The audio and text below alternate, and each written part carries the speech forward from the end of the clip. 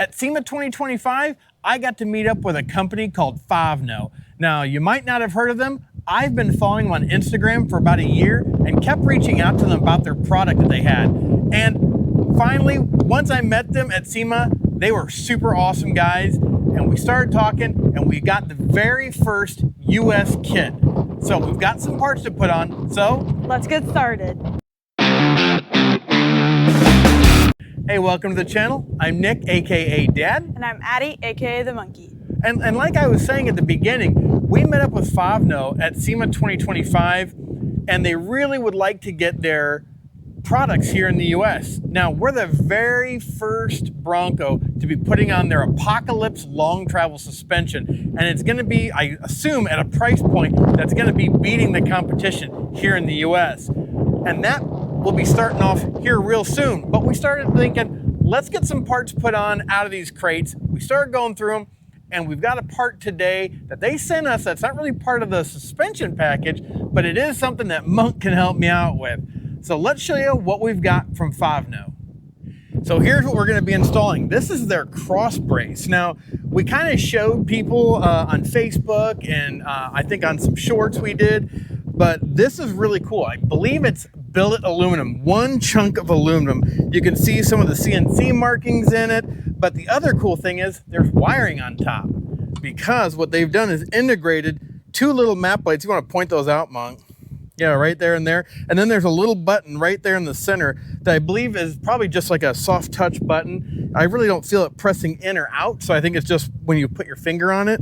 And then the really cool thing is where the wiring nut's in the back, they've got this really nice looking piece of like, almost looks like carbon fiber. But we're looking forward to at least starting to get some of this FOVNO kit put in. And well, I feel bad because I just had Monk tighten hers down, but I started thinking these might try to work themselves out. So we're gonna use a little bit of blue Loctite on these 3 bolts that hold it in, just to be sure that if they do try to work themselves out, you know, hopefully the Loctite will stop that from happening. And just got my little blue stick here. We'll stick some of this on there and then tighten everything down. I don't know if there's a torque spec to these, so we're just gonna really snug them down and be sure that, you know, they're not gonna come out. So I'm gonna get this Loctite over to Monk and we'll tighten everything down and then hopefully get the wiring done pretty easily, I'm hoping. Well, we've got everything bolted down, which I kind of forgot to show you. We just laid this up here. Now, what you will see is this is the OEM bracket, and basically it sits right where those bolts are at currently. And you can see where it says front, and there's that little kick up there. This is on the passenger side. Monk's already given me her bracket. But yeah, we put these are the bolts that came out of those. This is just the mid piece here. You can see we will have to remove at least the far side bracket for our Molly panel from Turn Off Road back here, because that is holding in those plastic panels to where your airbags are all up in there. So we're gonna probably have to remove this, at least that side anyway, to get back there to put our wiring back to our cargo light. But yeah, you're just using these. This is what we were putting the blue thread lock on, and I just, you know, used my I believe it was a Torx 50 for these. Put some blue Loctite in them and tighten them down. And you don't want to go too much because it goes right into this steel. They've got like almost like little riv nuts already inserted in here. So you don't want to get too crazy. I wouldn't want to anyway, and strip one of these out. But we've checked all of these connections and they were all nice and tight. So I think we're all done. But yeah, these OEM brackets we have taken off and you will not use them. You can see even the kick up on the front of the FOVNO bracket here for the B-pillar brace.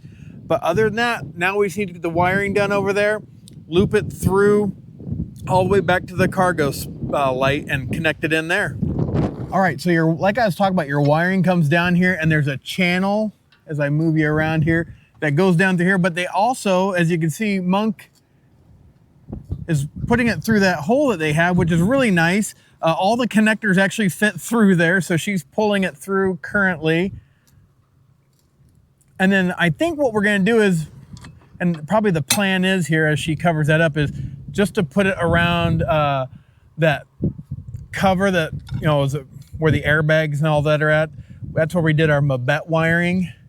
So I might end up just getting rid of our Mabette lights if these are really bright. So looking forward to seeing how this goes. Yeah. And we'll wrap this up here in just a few minutes. Well, here's the finished product. We got our wiring all done, and basically the wire we got coming along here and then down the rails around to the back cargo light, and it ties right in really easy. We've even got the Mabette cargo light just to give a little bit more light back here, and it tied in really well. And then you can see it's basically, 1, 2, 3. So we got 3 light settings, low, medium, and high. They're working currently. One more, turns them off. So looking forward to see what this looks at night. We did lose our little Mabette lights here, so may end up taking those off because you can only tie in basically one light with this, or with any kit really. I mean, it just kind of ties into the other one that you have in the back. So let's give our final thoughts on what we think about the FOVNO B brace and the installation of it. Well, the FOVNO brace was really pretty easy to install. It's one of those things that it took a little bit of time just to get it up there. It was really more of the prep work, getting off the roof panels, getting off our old bimini top. The prep work really took longer than anything. But I think, to me, it's a solid piece of aluminum. It's billet. It looks good. It's anodized orange. And the lights were really cool. Like we were showing you there, they got 3 levels of low, medium, and high. I think it'll help with the kids in the back too, giving them a little bit extra light, because as we all know, the interiors of these can be pretty dark even with all the lights on. So, but what did you think about it, Mom? I thought that was a really easy install, and I feel like anyone can do it by themselves because of how easy it really was to put on.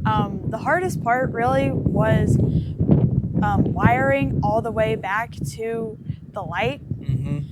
And pulling down the trim pieces. You know what? Yeah, Monk's right. You could do it by yourself. It's just basically putting the brace across to the other side of the roll cage or roll bar, whatever you want to call the structure in the Bronco, and then just bolting it down. Like I said, we use some Loctite on those bolts. I don't want those things working themselves out. And then I didn't see a torque spec on them. I was looking through everything I have from FOVNO, so I just really tightened those things down. Not to the point where I was gonna, strip something out, but just really tighten them down, and you'll feel that. But yeah, like Monk said, taking the wiring and getting them behind those panels up top takes a little bit of time, especially when you already have other aftermarket stuff kind of in the way. Our turn-off road Molly panels, we had to take those off a little bit to get wiring back in there. But other than that, it was really nice and pretty simple. One of those tasks that when you think, okay, this is going to take me about an hour or so, it's probably going to take you about an hour or so. For us, it was just the deconstruction, like I was saying, that took the longest. But these parts are not available yet in the US. We are the first to have these. So leave a comment down below. Do you like this product? And if so, do you want to see something here in the US from them? Let us know, because this is the beginning of an entire build where we're stripping our suspension back out of this and putting on the FOVNO Apocalypse long travel suspension. This is just the first part of many. So stay tuned. And because of that, smash that subscribe button, because you're going to want to see what we got coming out for this in the future here. Because Monk and I are constantly looking for tips, tricks, and products that we use on our Bronco that you can use on yours. As always, though, thanks for watching. Have a blessed day. Bye.